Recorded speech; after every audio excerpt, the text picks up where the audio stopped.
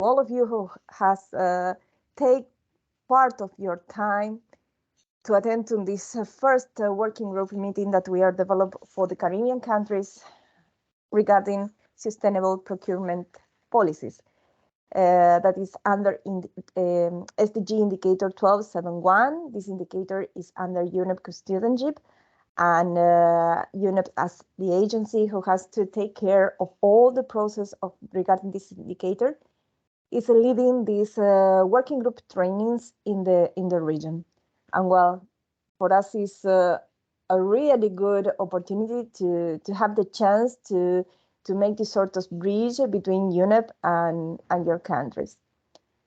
Well, first of all, I would like to introduce myself because I believe that most of you doesn't know me. My name is Daiana Martín. I'm a consultant working with UNEP for the regional office situated in Panama.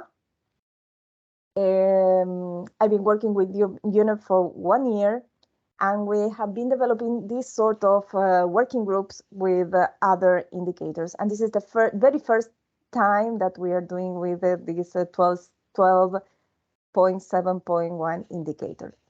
Today you're going to meet our UNEP team. You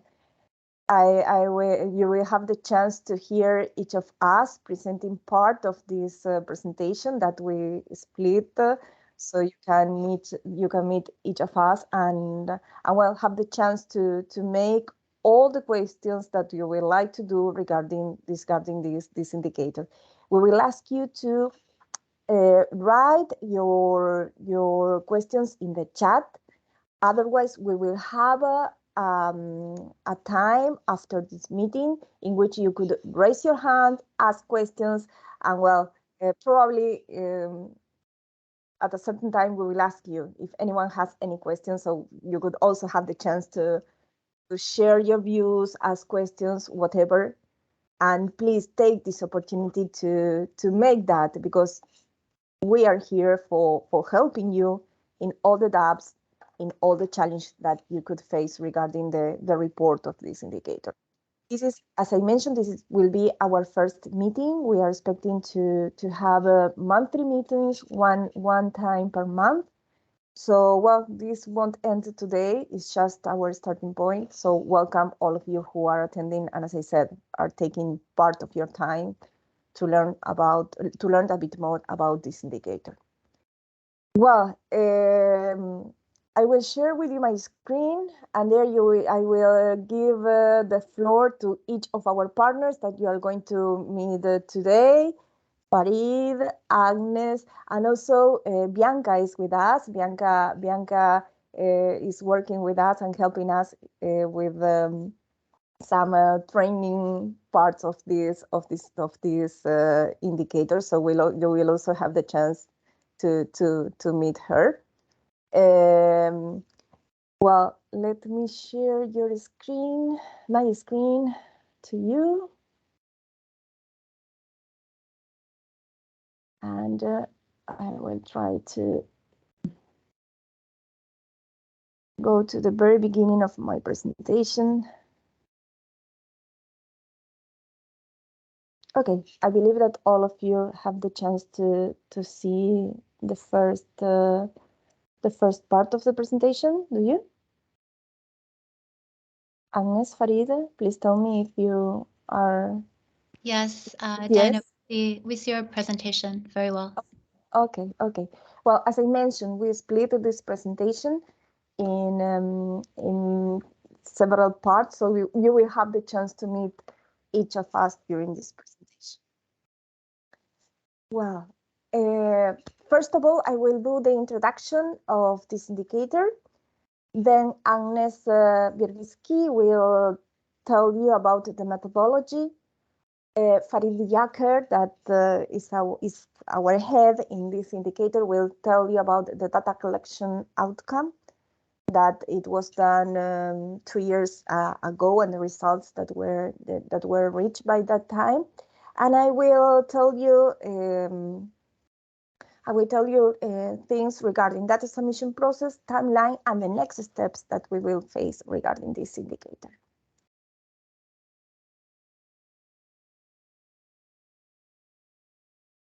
Well, first of all, this is one of the almost 2,000 indicators that 200 indicators that we have regarding the 2030 agenda.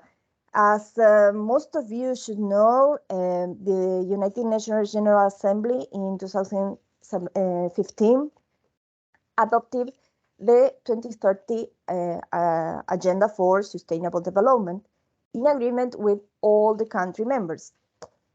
This is an action plan for people, planet, and prosperity, which also aims to strengthen universal peace and access to justice. The agenda set 17 goals with 169 targets that cover economic, social, and environmental spheres. And well, this indicator that we are talking about today has to do with this SDG 12 objective that is related with responsible consumption and production. The target 12.7 says that the aim is to promote public procurement practices that are sustainable in accordance with national policies and priorities. The indicator related with this target that is under our custodianship is indicator 12.7.1, number of countries implementing sustainable public procurement policies and actions plans. Why this target is important? It's important because it promotes sustainable public procurement and gives criteria to promote sustainable consumption and production partners. And we believe that governments in many aspects are examples of sustainable consumption and production partners and can promote the change in many actions. So first of all, we wanted to develop these examples and give examples of sustainable consumption and productions to the governments because we believe that they are quite important partnerships for the world in promoting certain good change. And why we think that it's important for every country to be part and report this indicator?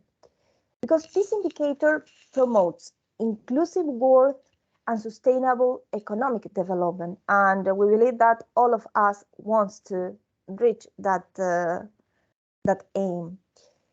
Also, this allows to each country to be part of a global SDG movement. There's a lot of information, there are a lot of people that are really interested in promoting these sustainable criteria each time that wants to buy something or to give some service or whatever. So starting the process of constructing this indicator will give you the chance to be part of this global SDG movement. Also, it's a good indicator to monitor and compare your own progress. Perhaps today you have not developed many things regarding sustainable production policies, but in the future, procurement policy, but in the future, your situation could improve. And you have the chance to have a baseline of what was your initial situation and what went through the time when you start promoting any policies that in your countries are related to this sustainable policies procurement practice. Also, you could identify some gaps that perhaps you have and you want to improve. And what sustainable public procurement means. There is a definition, and I wrote there from where I took the definition. That is a place in which you could go and have a look on all the information that there is regarding this sustainable public procurement. Sustainable Procurement is a process by which public organizations meet their needs for goods, service, works, and public services in a way that achieves good value for money throughout the life cycle in terms of generating benefits not only for the organization but also for society and the economy, while significantly reducing negative impacts on the environment. And you should take into account that public procurement is more or less, and this depends on each country, 30% of the GDP. So it's a huge amount of money. So it's quite important to think about this sustainable public procurement regarding the importance of the procurements that the government do. Many countries are developing, because of this, a sustainable procurement and management systems. And well, now is your turn, Agnes. I wonder if you want me to continue share the screen or you want to share yours. I can continue doing if you want. I think it's okay, Daiana, if you continue sharing your screen. I only have a few slides. So good morning, everyone. Thank you, Daiana, for that great introduction to the SDG Indicator 12.7.1. It's great to see so much interest from the Caribbean region in this indicator. We're really hoping through Daiana's efforts in forming this Caribbean working group that will have more dialogue around the topic of SPP, and hopefully in the coming months we'll have some participation from Caribbean governments in the upcoming 12.7.1 data collection exercise. So I just wanted to walk everyone briefly through the indicator 12.7.1 methodology. We're going to take a very quick look at the Excel calculator tool that was developed to assist countries in reporting on the status of SPP implementation. I promise I won't go into too much detail on the calculator. I believe we're going to have another working group specifically dedicated to walking everyone through the calculator step by step. So maybe next slide, Daiana. So here's a little bit of history on the development of the 12.7.1 assessment methodology. It all started in 2018 by a group of partners that was led by UNEP. They started developing the methodology in 2018 in consultation with 52 organizations around the world. It was a multi-stakeholder process, and finally, toward the end of 2018, the draft of the methodology was developed, and then pilot testing began in 2019.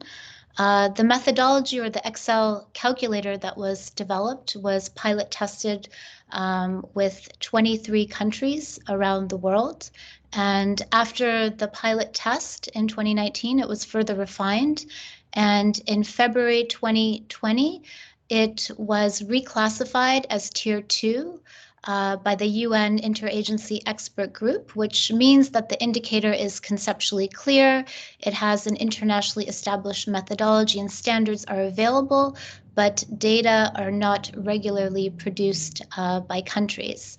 Subsequently, in September and October of 2020, there was another small pilot test that was carried out with 10 national and also subnational governments before the data collection exercise was officially open to all national governments in October 2020. Next slide, Daiana. Thank you. So this is a quick snapshot of the SDG Indicator 12.7.1 data collection process. The first data collection occurred in 2020. So this year will be the second data collection. The data collection will be carried out every 2 years, and the process is pretty much the same.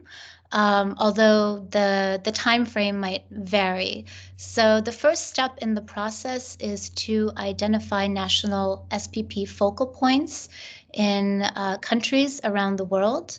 So in 2020, representatives from 70 countries were contacted to nominate focal points, SPP focal points, who are those individuals in government who are responsible for collecting all the information and then subsequently submitting the data to UNEP. Of those 70 countries, 50 countries nominated focal points. And then the following month in October, the Excel calculator tool and instructions was shared with all of the focal points. Also around that time, UNEP had a series of virtual training sessions with all the regions of the world to provide guidance on completing the Excel calculator tool. Then from October to December of 2020, the focal points coordinated the data collection in collaboration with obviously relevant institutions within government. And then between December and February, well, December of 2020 and February of 2021, the national reports were submitted to UNEP for review. In some cases, there were a series of bilateral exchanges that occurred just for clarification purposes in terms of the data and evidence that was provided in the Excel spreadsheet. Next slide. So you might be wondering, how is SPP implementation evaluated? Well, it's pretty straightforward. Also, you'll probably find the Excel calculator is very user-friendly, but it's evaluated according to 3 broad areas of SPP. So it looks at the existence of an SPP policy framework. Also, it looks into SPP implementation, and then finally into SPP monitoring and evaluation. And in each of these areas, there are 2 sub-indicators that are provided. For instance, for the first aspect, which is SPP policies and regulatory framework, the first sub-indicator specifically looks into whether or not national governments have an SPP policy in place, an action plan. It could be an SPP strategy. Also, we consider overarching and thematic policies. For instance, if there is a sustainable development policy that has significant provisions for SPP, those are also considered. The second indicator B looks into the public procurement legal framework and whether or not it is conducive to SPP implementation, and it takes you through the various steps of the public procurement cycle. In terms of the second aspect, SPP implementation, indicator C specifically looks at whether or not the country provides practical support and guidance to public procurement practitioners in integrating sustainability considerations across the public procurement cycle. And that practical support could be, for instance, the development of SPP guidelines, trainings, information sharing, case studies, and so forth. Sub-indicator D specifically looks into whether or not national governments have developed environmental criteria and social considerations, and also whether or not they are mandatory. And finally, the last aspect, which looks at SPP monitoring and evaluation, specifically asks national governments whether or not they're monitoring SPP, whether or not they have a target. And finally, indicator F asks national governments if they are tracking the percentage of public procurement as overall government expenditure. So this is a really quick, snapshot of the Excel tool calculator, which I mentioned. We'll have another working session that will really go, live online onto the calculator. But you can see there's really 3 columns, so you only see 2 of them right now. But to the left is the sub-indicator. So you have A, B, C, all the way to F. In the yellow are the areas that the national governments would complete. So, for instance, for the first sub-indicator A, the question is whether or not the country has an SPP action plan, policy, or regulatory requirements. And, the public official would just click on, I don't know if you can see the little arrow there, there's a drop-down menu. It's usually just a yes or no question. If it's yes, then in the other column that you don't see, which is also in yellow, you would provide a link to that policy or a link to that action plan. In some cases, you would just provide it as a hard copy if it's not available online. So it's quite a user-friendly Excel tool, and yeah, that's the basic format. Next slide. Thank you. So how is SPP implementation evaluated? Well, there is a scoring system, and actually national governments, as they're completing the Excel calculator, they can actually see their score. So indicator A, which is whether or not there's an SPP policy in place, regulatory framework, governments will either score 0 or 1. So either they have the policy and action plan or regulatory framework in place, or they do not. For all the other sub-indicators from B all the way to F, scoring can range from 0 to 1, so partial credit can be given. And I'd like to mention that countries that are participating in the next data collection exercise, they do not need to complete every single bit of the Excel calculator. The only section that really is the most important to complete is section A.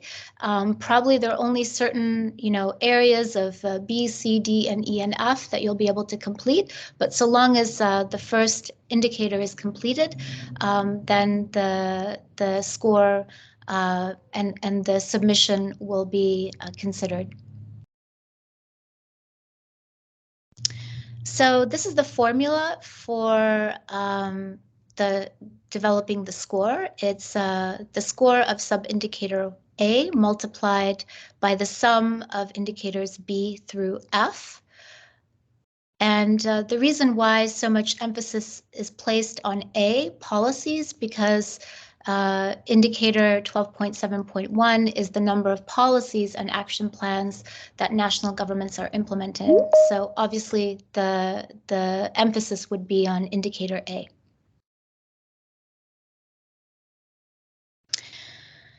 So according to the score that is generated, countries are classified according to 5 different SPP maturity levels, ranging, well, actually it's 4 maturity levels, ranging from 1 to 4, 1 being a low level of SPP implementation, all the way to 4, which is a high level of SPP implementation. In some cases, certain countries did not meet the threshold, meaning that either they didn't provide sufficient information and evidence, or perhaps they do not have SP policy in place or regulatory framework in place that explicitly supports SPP implementation. And my colleague Farid will go over the results of the last 12.7.1 data collection. You'll note that most of the countries fall in the range of 1 and 2. We don't have any countries that have fallen into the classification of 4, but that means that there is a lot of room to grow, a lot of work to do in the area of SPP, and we're here to support all of you in that process. Thank you. Thanks, Agnes. Shall we take some questions at this point, or we wait? Yes, Daiana. we can. Yes, we can. No, we should maybe, yeah? Yes. Yeah, on the Yes. methodology. Okay. It's great that we have 30 attendees. So welcome all. Well, yes, that's true. Welcome all the ones that take part of your time for joining us today. We mentioned at the beginning. Any question for Agnes or for Daiana? You can write the questions in the chat if you want. Also, you can raise your hand. So please let us know if you have any doubts or something you want to share without any comments. take this opportunity. We are here for that. Well, perhaps we can continue, Farid. Okay, please Daiana, if you don't mind, shy. I will share my my Okay. presentation because Do that. you know I've selected some slides. Do that. So Great. I'll do that. Up.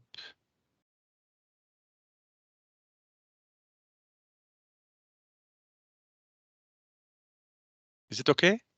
Yes, it's okay. Great, excellent. Well, thank you, Agnes and Daiana again. Just one small correction is that the data collection exercise took place from October 2020 to February 2021.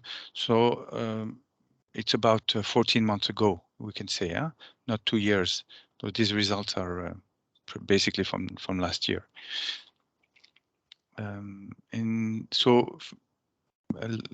Agnes alluded to that. Who were the participating governments? You can see on the map that the countries that submitted the reports. So we had 40 national reports. And what's interesting is to know that those countries represent 72% of global GDP. So it's really the bulk of the global GDP, which makes sense because it's usually industrialized countries, developed countries that took part in the exercise, including the larger ones in Europe and Northern America. We also have submissions from subnational governments, but they were too few to be taken into consideration in the calculation of the scores, the national scores. So we decided to rely only on central government for the calculation of the score of the countries.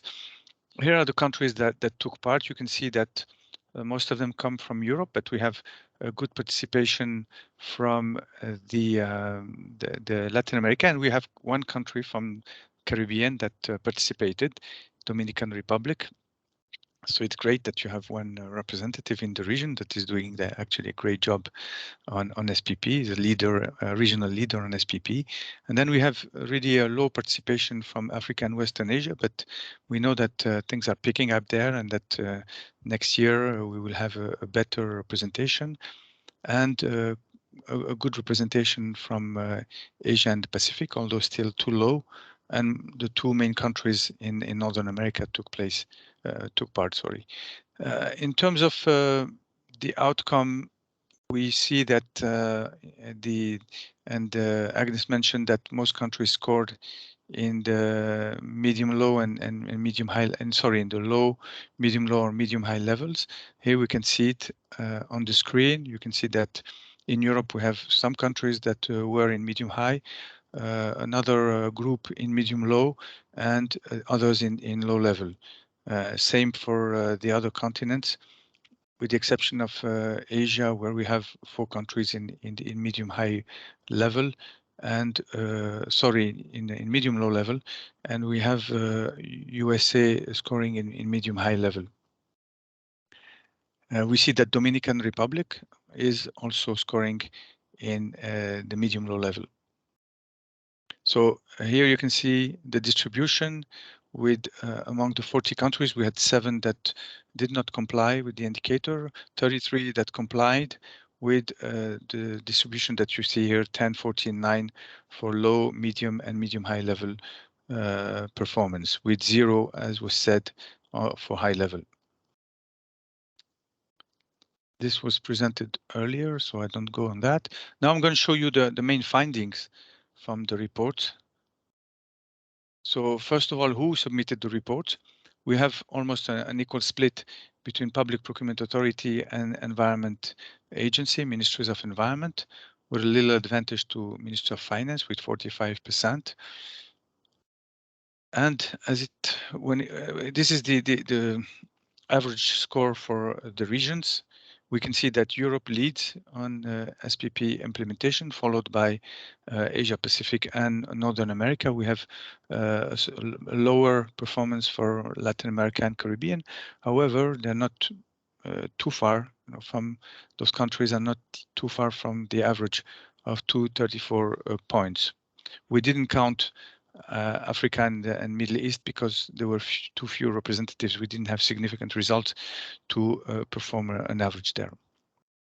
In terms of which the scores for the sub-indicators that Agnes presented, of course, we have a total of 1 for the compliant countries on SPP policies. As Agnes said, you need to have 1. It means that you have a policy or an action plan, and then we compute the score. We calculate the sum from B to F. And then we see that B is where countries performed better. It's 0.81 in terms of developing a conducive legal framework, followed by practical support. And then we have monitoring, development of SPP criteria, and then we have a very low score for the percentage of SPP in public procurement. Countries are not yet able to measure the percentage of SPP in their public procurement portfolio. Now, in terms of regional performance for sub-indicator B, which is whether the legal framework is conducive to SPP, whether SPP is introduced at all stages of the procurement cycle, we see again that Europe is leading, which is not surprised because of the very, positive and strong public procurement directives that Europe has enacted, which are being then transposed in national legislations, really conducive to SPP. Lots of pro-SPP provisions in this legislation, but it's followed closely by Northern America, Asia Pacific, and you see that LAC is lagging behind. The details are shown on the screen here. You can see that, for example, for LAC, where Dominican Republic is, we have lower scores. However, the score is good in terms of developing technical specifications. It is, however, lower in terms of possibility of using performance output-based functional specifications. In terms of supplier selection pre-qualification criteria, in terms of exclusion criteria, in terms of using award criteria other than price. And it's picking up when it comes to contract performance clauses. The follow-up of contracts seems to be better higher in Latin America compared to Asia Pacific and Northern America. When it comes to practical support here, lags behind, and by I would say a big gap compared to Europe and to Asia Pacific, and to a certain extent to Northern America. So there is more work to be done in terms of improving practical support provided to procurers. And here we mean developing, supplying procurers with guidelines and tools, also with providing SPP-related news and updates, working on the information of procurers, training procurers, developing best practices, case studies, and establishing SPP help desks. In terms of D, which is the development of SPP criteria, guidelines, that are related to specific products. Here we see that all countries are actually have a low performance. Of course, with Latin America having an even lower performance in the development of SPP criteria. The average number of categories for which criteria are developed are 12.4. Asia Pacific is leading in this area, followed by Europe, Northern America, and we have a small number, 4.8 categories developed in Latin America. What are these categories? Here we have the usual suspects of cleaning products, electronics, IT, paper, furniture. We call them the quick wins, and they're followed by more complex criteria categories like construction materials, building, roads, etc., that are there, but at a lower extent. In terms of regional distribution, we see that in the LAC region, the categories that stand out are heating, venting, and cooling products, or lighting products, cleaning products that form 50% of the categories. In terms of social indicators, protecting against human rights leads, followed by promoting SMEs. You wouldn't be surprised by that. It's an important criterion in SPP. Promotion of decent work, transparency, accountability, promoting groups at risk, and gender equality is there too.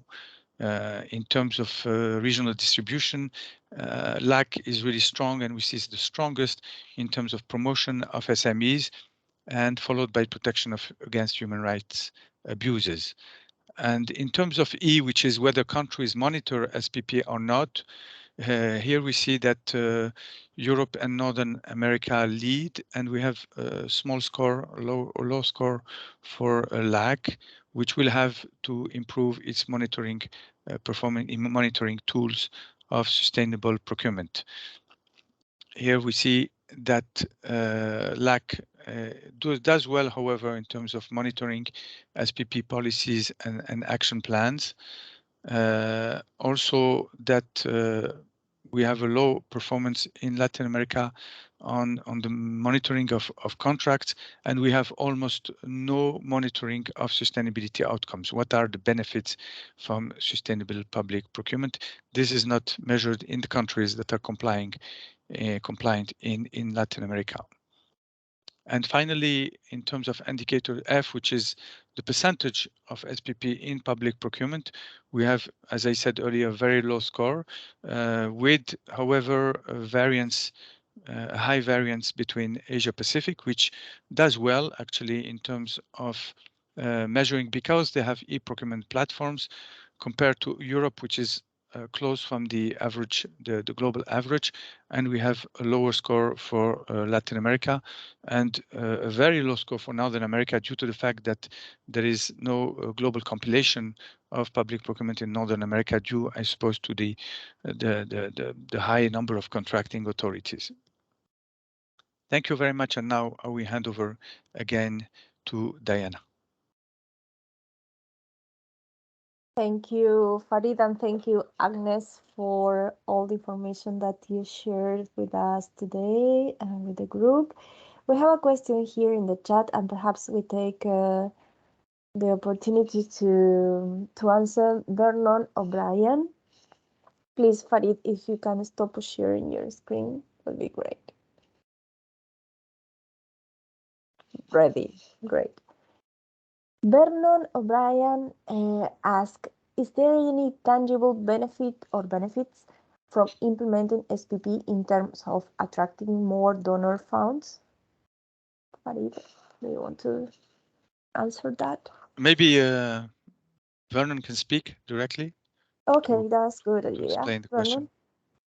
And please introduce yourself. Tell us from which country you are, yes, and from which organization. Thanks, Vernon.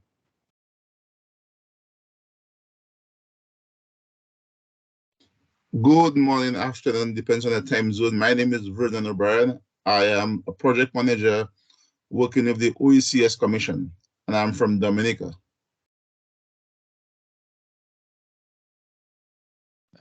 Excellent. Can you ask your question again, with your own words? I'm asking, is there any tangible benefits from implementing sustainable public procurement in terms of attracting donor funding? What I mean is the donors looking at that as a criteria for providing funding? Well, two aspects. First of all, the countries that try to join the EU or try to be associated with the EU, for example, in Europe, they need to improve their public procurement area and public procurement policy to make it more sustainable. Same for OECD countries that want to join OECD. For developing countries, I would say there are funding. There's funding to support countries in shifting to sustainable procurement. That's why we have been supporting over 20 countries in the world, and in the region, the latest project we had was with OECS, and Agnes can tell you a lot about it. With Dominica, we had Antigua and Barbuda and Grenada that we supported in the procurement of construction materials. Maybe you're familiar with this project. So there is an interest and a growing interest, I would say, of donors in supporting countries in making this shift. And so traditionally we have EU funding, we have funding from some countries like Norway that benefited OECS. We are now growing interest of the US, and they are putting on the table some funding to support countries in this regard. But maybe Agnes, you want to complement this question, this response?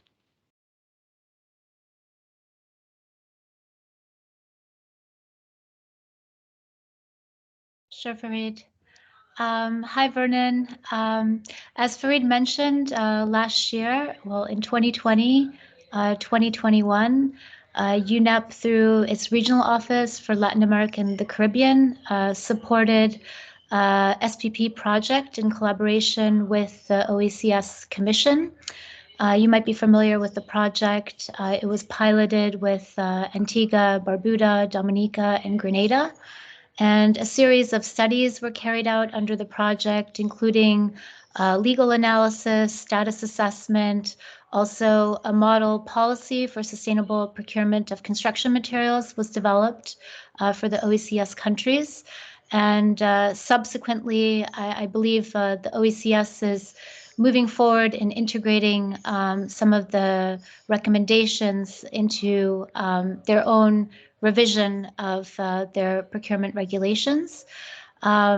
So there's been support in the region. I know from UNEP, as well, I believe from the Inter-American Development Bank, also the Caribbean Development Bank, and the Organization of American States. I think those are the main donor players in the Caribbean region that are supporting SPP. And in many cases, there's cross-collaboration between these organizations. For instance, in UNEP's project, we worked together with the OAS and also the Caribbean Development Bank and the Inter-American Development Bank. We launched a series of webinars focused on SPP for the Caribbean region. So if there's interest from a country in implementing SPP in the Caribbean, please reach out to us. There may be a follow-up project moving forward in the next year or two. So please contact Farid or myself. I'm sure Daiana will share contact information with everyone after the webinar. Yeah, and Daiana, we can add that the development banks also are switching to SPP in their procurement guidelines. Also, they're requesting now that the procurement becomes greener and more sustainable. And also, what Agnes mentioned, that there is a very large network in the whole of Northern and Southern America. It's called the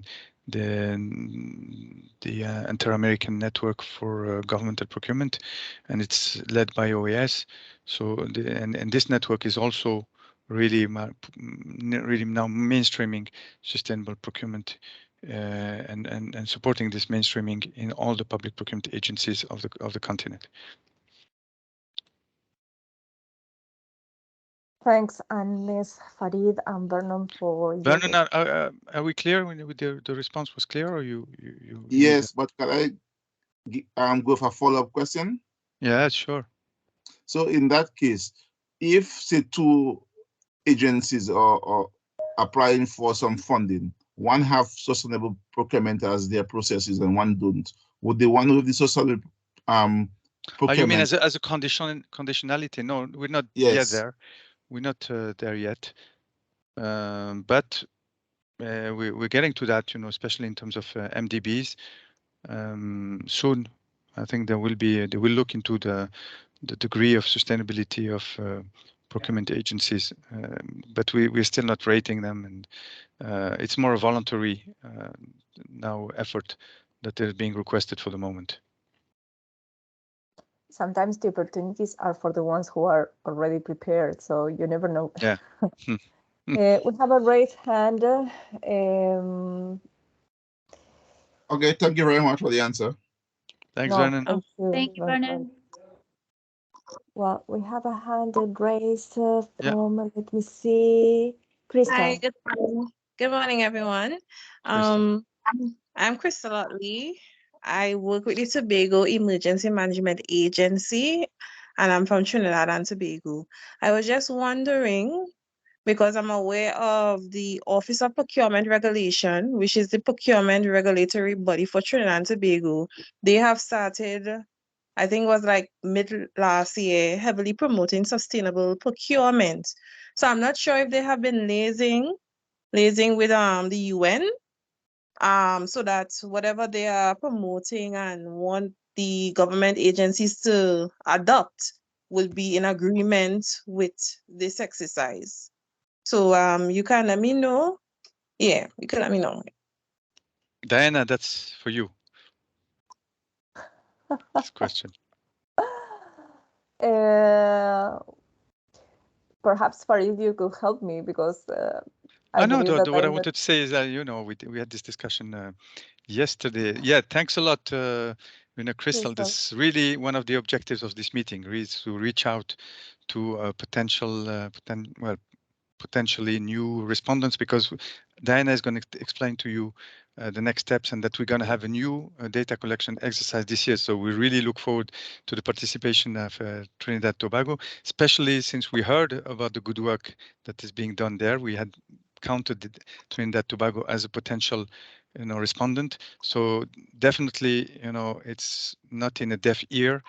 And we are going to get back to you, and please help us get connected to the people that are well developing these actions. Okay, nice. Because I was now about to ask if it's okay to share. Of course, you know, next year we hope to see your flag on the slide, you know, with all the flags there.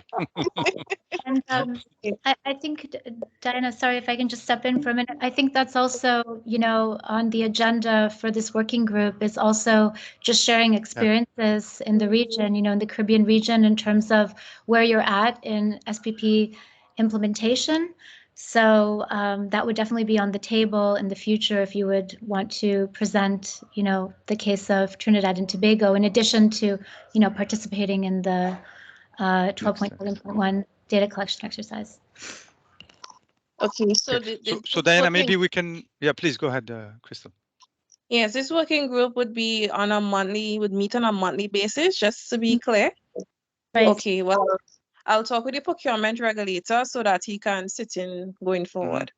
Please. And if you can share the name and the contact details so that we include him or her. Yes, I'll share it now. Excellent. I will include the names in our database, and also as soon as you receive the invitation and you think that you should forward it to someone who worked with it, please do that. Feel free to do that. No, perhaps I want to share some thoughts with the group regarding indicators. The indicators were made not for UN to know what's going on in each country.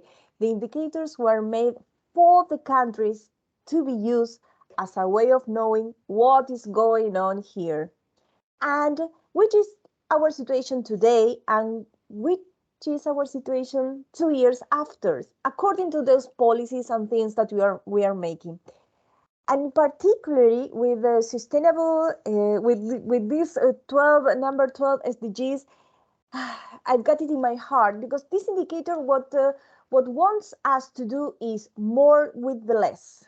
Try to do better things with the less impact, with less bad things, and with good impacts on people, on their way of living, of their incomes. So it's something that, okay, we are not doing this because we are obliged to do this. We are doing this because we want a better world for all of us and for the people that will come after us. So that is something that, well, I wanted to share with you all, because I think that sometimes that could help us to understand a bit more for what is this. Well, we are expecting a better life for each of us, and that's why this tool was developed and these indicators were developed. And that's why what indicators are for, to have an idea of how things are going on and make decisions. What we want to improve, how much we want to improve, to where we want to be one day. for that are indicators for. So, well, please take that into account, because I believe that that will make a change in the way that sometimes we think about certain things. Thank you. Daiana, we have a question from Hope. Yes, that's true. Crystal, your hand is still raised, or no? It's an old hand. Oh, let me take it. Okay, so we'll Hi, good Hope. morning. Hope Perkins from Jamaica. Like Trinidad and Tobago, I am wondering if you have a contact person that the template was circulated with. And Because exactly, Hope, I'm No. glad you speak, because yesterday we said Trinidad and Tobago and we said Jamaica. We're familiar. We know that things are happening in Jamaica, but we don't yes. have the right contact. So again, it's great that you're there on the call and you're going to help us reach out to the right person there. Yes. Okay. And And there's a one other thing Yeah. is if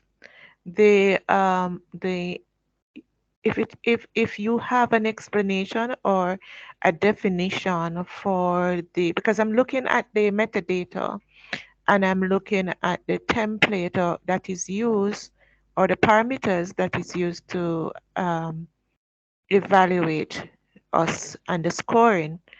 So if you could give us something that further break down what these are and how to evaluate it, it would be more interesting, or it would be more useful for us. Yeah, Daiana, can we have like a session on really the explaining the methodology? Are we planning to do that? Yes, Huh? of Yes. course. So yes, I hope we will have a specific session explaining in detail the methodology. I'm Yes, going that through would the be template. useful. Yeah. No, Because, definitely with the breakdown, calculator, all that, you will see. Yeah. Really, we have a Right. scoring system, and for each component sub indicator, you have it's even subdivided in third level sub indicators with specific scores for each of them. So yeah. Okay, thank you. Welcome. No, you're welcome. Well, there is another hand Susan? raised. Susan. Any other country that's Good joining? morning, everyone. Susan Alder, Ministry of Environment and National Beautification, Barbados. I am following up on the information that was displayed, and it was not encouraging to see that the LAC region basically has been underperforming, so to speak, Right. in most of the areas. One of the main standouts was in terms of the promotion of SMEs, which is very encouraging. As the starting point, is it a case in terms of the English-speaking Caribbean? Because the only nation mentioned was the Dominican Republic. Spanish-speaking, exactly. Yeah, I'm looking at the English-speaking, Spanish-speaking outperform the English, so to speak, based on the information displayed. If my analogy is correct, because I'm saying only Dom Republic was represented in one of the reporting, in the reporting cycle. Is it an instance whereas the other countries within the region do not have as the starting point the action plan in place? So basically we were exempted from the whole process, or is it a matter of the information simply was not submitted? Is there a lack of engagement? But is there anything that you could attribute the low performance to? I know that in the region we are strapped in terms of data collection and finances and stuff like that. But is there anything or things which you would attribute the underperformance in the region to? Thank you. Thank you very much. That's excellent questions. First of all, why LAC is underperforming? Well, I think the response is in the question, because you need funds, you need resources to really implement sustainable procurement. And when you're in the developing countries, you have less resources. That's why, for example, support to procurers is lower. And you see that the legal framework is doing well, actually. So it's those countries, developing countries, can develop laws, but the implementation is insufficient. So, but again, as was said by Daiana, this is an initial baseline, and what is useful will be to see how the progress over the years. So we're hopeful that things will improve over years, because these countries, especially I know the situation in LAC, even though these are developing countries, they are at the top of implementation at world level, top of in their category of developing countries. Latin America leads, because there's a strong interest, and I'm sure they will be performing better next time. As it comes to English-speaking countries, I think I will be checking right now the 70 focal points we consulted. I don't know if Agnes has the figures, but that's a really good point. I have to check, if they were already in the initial batch of countries that we contacted or not, and then it would be a problem of not having found the right contact, like in the case of Trinidad and Tobago, like in the case of Jamaica, we didn't find the right focal point, so then we couldn't count them in. And it's, in my view, this is the main explanation, why we missed some of the countries of the region this first. And we didn't have Daiana Martín also to help us for the first data collection exercise.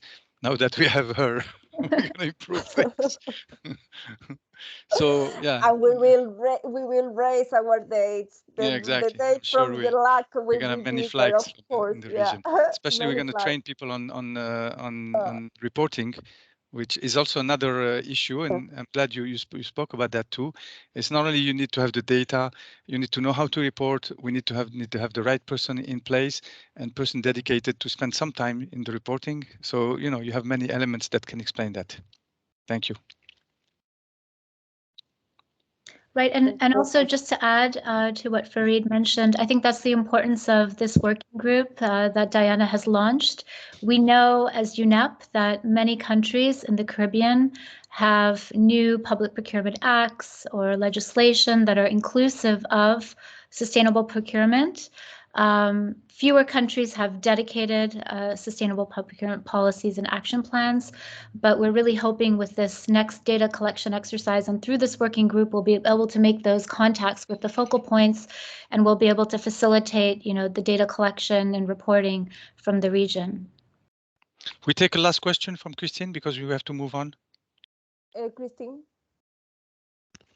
Sure, thank you. So my name is Christine Mohammed, and I'm the procurement officer for the Caribbean Development Bank. I think in order for us to achieve the Sustainable Development Goal 12, we need to first start with the last among the SDGs, and that is 17, partnership to meet all the goals.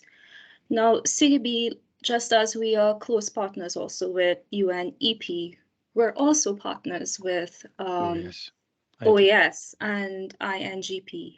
And INGP is a great starting point. They are fantastic partners, and they also help to meet with other representatives around the Caribbean. INGP is, for those who may not be aware, that's the Inter-American Government Procurement Network. And I've had the pleasure of meeting with members within that network as an observer. And they're actually, they're actively working on procurement reform within the region. There's a body that's specific to the Caribbean region, and they're actively working on procurement reform, which would include, I believe it will trickle down to what UNEP is aiming to achieve, that sustainable procurement. Even so, the head, I would say not the head, but the chair of the region for the Caribbean is actually based in Jamaica. So there are some great starting points if we all join together and partner with INGP as well. And we can have a wide range of persons to connect with and to get this analysis rolling throughout the Caribbean. Thank you. Fantastic, Christine. And Agnes is going to tell you how we work together with CDB, with Doug Fraser, in the OACS project, and with OAS and La Fonseca and INGP, we organized a joint event. So we really have a good context of collaboration in the region. So I'm sure it can continue, and this support can really help countries accelerate the shift to SPP. Agnes, if you want to say a word on this. Sure. Thank you, Christine. I think that's a really good point, because there are many different organizations and even networks that are working to promote SPP in the Caribbean region. And obviously the INGP with that sub-regional group on the Caribbean is quite important. Actually, before we formed this working group together with Daiana on Indicator 12.7.1, we exchanged some emails with Doug Fraser, the head of procurement of the CDB. So he's well aware of this, and I think this will just be another opportunity for us to work together. So we welcome your partnership. Also, I believe we were in touch with Helena Fonseca. We have another working group that's on 12.7.1 that's dedicated to the Spanish-speaking countries of Latin America and the Caribbean. So we have two working groups. We have the Latin American working group and the Caribbean working group. So this type of collaboration is really important. And yeah, we'll be in touch for sure, Christine. Thanks, Christine. Thank you. Thanks for these great questions, and really it gives us the opportunity to better explain this initiative. Daiana, thank you. Over to Can you. share again my screen? Yes, you can. Well, allow me to go through. Wait a minute. I will go through the part that Farid shared with us. And as soon as I'm ready, I will share again the screen with you. With our last things that we prepared for today. Here we go. And well, I will tell you some things regarding data submission process, our timeline for this indicator, and the next steps. Well, as Agnes mentioned at the beginning, in the following month will we start to be in contact with the National Statistic Office of your countries. We will ask them to, according to this indicator, to determine whom should be the country focal point for it. Meanwhile, we will continue working with this group. We'll inform you that we did that, so you could contact your National Statistic Office to see if they receive, if they have an idea to whom it should be sent, whom should be the focal point, because we believe that this dialogue and this opportunity to meet each of you from each country will help us with the challenge that we face each time that we have to ask countries the data submission. So we will inform you, you will know. Also, in case we don't have any answer from that countries, we will return to someone of you that belongs to the same country and to ask whether you could help us on this, or to see, because it happens that sometimes the people that we are trying to reach by email change. They move to another office and we don't know that. So, well, we will count on you for that process also, to be in contact and to be in touch, so you could be informed of what is going on regarding this indicator. To those people that could be 1, 2, 3, to those people that the country select to be the focal point for this indicator, we will be sending the calculator. The calculator that we will in the next meeting we will show you we will get inside that calculator, so each of you could have an idea of what is asked there. That calculator is, I believe that is a quite easy way of submitting the information, because there you have several options for each question, and you have to select the option that is more accurate to your situation. But as Agnes mentioned, this is an indicator in which you have to show that if you say that you are doing this, you must show the way, you must show us how you're doing this. There must be an evidence that you could share with us, perhaps if you have it available on a website, okay, the link to the website, or if you have any document that shows that really you are doing that, okay, you must share that with us. In October, sorry, Daiana, sorry to interrupt you, but are you sharing the screen or not? Because it doesn't. Yes, I'm sharing. I thought that no, I was sharing. to... I'm sorry. It's time Farid for telling me. No, it's I Vernon. thought that I was sharing. Sorry. Let's do it again.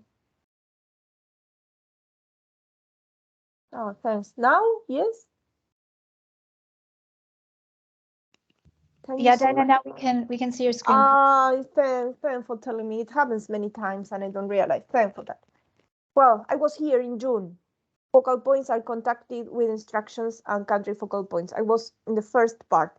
And then I was mentioning that as soon as we have the name of that focal point, we share that the calculator, the template, and the limit of filling that template will be the end of October. You will have more or less 2 months to fill that template, to consult the people from your country you believe that you should consult regarding what is asked there. And also you can count on us for any doubts that you could have during the process. If there is something that is not clear enough, you should contact us. Not only we will send to you this template, this calculator, also a manual with some instructions and with some definitions that could be useful for you to know. So well, during that time, you will be able to fill that template, and at the beginning of November, that information will be under our under our site, so we will have a look. In fact, will be and during a time we will have a look on that information that you share with us, and we will be in contact with the focal point, asking for that doubts that are not clear, the things that are not clear, or the evidence that it should be added but it was not added. So it will be a hand-by-hand construction of those that are still remaining regarding this indicator. In February, December will be our last month working with those focal points, and in February, a report like the one that Farid shared with us will be shared for the countries that participate in the process. So you could have the chance to have a look on how other countries report, how this region report, and that will be also a good opportunity to receive feedback from you and to see, well, we hope so, much more countries from our region, and I believe that we will have much more countries from our region. That will be February next year. And in March, all the given information, but not in detail, as Agnes showed to you, each of its country will be rated in those 4 or 5 levels. So in March, it will be given that information to the statistic area of the United Nations, and there is a link here. I wrote here under here a link in which all the information given by the countries is published. The information is public, and any of us could reach that place and download the information. It's not, as I told you, the information given there, you will see that it's not something that could be for a country not to be shown. There are indicators, there are numbers, and those indicators, as I said, they are not for United Nations. Those indicators are for each country to show, okay, I'm doing this, this is my situation, and then you have to make decisions of how to improve that, how to move forward, or whatever. But for that are the indicators that each country submit. And well, this is more or less our plan. We hope that we could make it as it is, but sometimes things happen and change. So well, we will be in contact with the group, as you also mentioned. We will have this monthly meeting in which you could also have the chance to continue asking us about, okay, if it was June and hasn't arrived the emails, okay, you could also tell us if you have any doubts on that. And well, at the beginning, for each of you enrolled, and we have a couple of questions there, and thanks for answering that. And most of you, regarding the main challenge facing the construction, the building of this indicator, most of you mentioned that what it happens is that there are several institutions responsible for promoting sustainable policies, and there is a lack of coordination among them. That is why I ask you, the ones that were at the beginning, to fill that form that perhaps, Bianca, you could copy and paste again in the chat, to fill that form in which you will add your contact information. So you will have, in case all of us who attend today agree to share that information with the ones that attend, not to others, to the ones that attend, to share that information, to start knowing each other, to start knowing, okay, from my country, whom attend. So that person is also interested, like me, on this topic. So if you start thinking about making an internal working group, you could think that you could count with that person, or at least ask if that person wants to be part of an internal working group regarding this indicator. So, well, that's a way of trying to make that coordination that sometimes I believe that in most countries is not easy, and we also try by these working groups to promote that. Then that you don't have enough information to understand the questionnaire, well, we are here for that, so we will help for that, and hopefully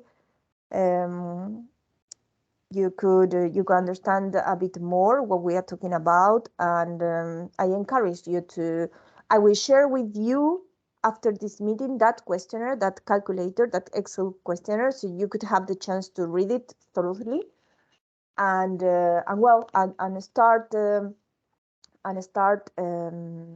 having more an idea of what we are talking about when we talk about sustainable procurement policies. Daiana, could I just mention one piece of information? Yes, please. We do have a dedicated web page for SDG Indicator 12.7.1, and we'll share the link with all of you. On that dedicated web page, you will find the report that Farid presented on. Also, you'll find a link to the Excel calculator, so you can go into the calculator, become familiar with it. We also have on that web page a link to the guidelines, and hopefully soon we'll add the instructions as well. So there's a lot of information that's available there. I think we also have a list of the focal points. Yes. But I think I'm not sure if there's any in that list. The list will be updated periodically. So you can also, go to that web page and take a look at that information there. Okay. But and Daiana, there's a question from Crystal Krista is asking whether we can set up a WhatsApp group for this group. Yes, I believe that we can also. Mm-hmm. That would be useful. Yeah. I believe we can. We would need the phone numbers, though, for those whoever. Mm-hmm. Okay. Thanks, Agnes, for that. I will share also the link to that website. Yeah. Then that this indicator was not prioritized by a country. That well, we believe that sometimes certain processes take times. And the fourth main challenge was that it was not clear who should report. So well, also we will try to help on that. Well, next steps. I will share the minutes of this presentation to all the ones that will be to all the ones that enroll the minutes, so they could have the chance to know what we talk about. But the presentation and also the presentation and the recording. Then the list of attendees, in case you want to, I will share it only with the ones that attended today. As Agnes mentioned, we have two regional SDG working groups, one for the Latin American countries that speak in Spanish, another dedicated to the Caribbean and those countries in the region that speak in Spanish. In the form that we create for the enrollment of this first training, there are people that are from El Salvador, Ecuador. Those people, they could attend our Spanish-speaking meeting if they want to, okay? So, well, just for all of you to know. We will have our next meeting in May. I will be sharing with you the same way we did it this time, the invitation and to enroll in that form. That's a good way to know whom we are expected to attend. Also there I leave a space in which you could write some comments or something that you want to share with us. And also, I will like to take this time to tell you that we will start working soon with other working groups with the Caribbean countries. These working groups will be related with water. They are 632, that is related with good ambient quality water, and 661, that is related with the change of stand of ecosystem of water-related ecosystems. So if any of you is also related with those topics, please write to me, and I will include you in the invitation that we will do for those groups. And also tomorrow will be our first meeting of an environmental specialist group that we have in this region that is called RAIN. I will share with you in this first meeting, that it's also once a month. What we talk about mainly is regarding other environmental indicators and also the geo process. So well, I will share later with you in the chat the link to that meeting. So if anyone wants to attend that meeting, you're welcome. And well, that was my last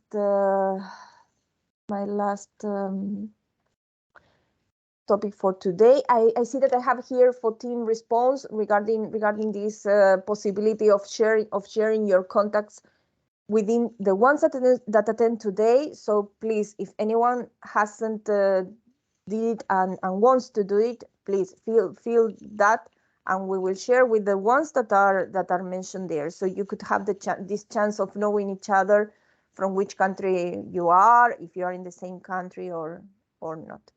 Well, we have our 5 last minutes, so please, those ones that wants to ask something else or wants to say something else, take these 5 minutes that are left for that.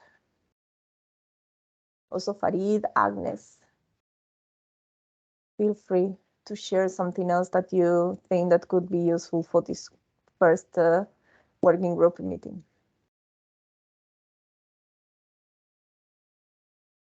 And also I could ask for those ones that are still there and they're able to turn on their camera, to turn on the camera, so we could take a picture of this first Caribbean working group regarding SDGs in the region.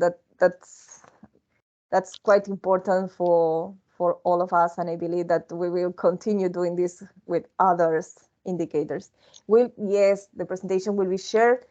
The presentation, take into account that the presentation we will always be shared with the one that enrolled. So in case once you are not able to enroll but you want to receive the presentation, please enroll yourself. I will share always the presentation, the records and the minute with the ones that enroll. Okay, that's the idea. So you will be informed of what is going on.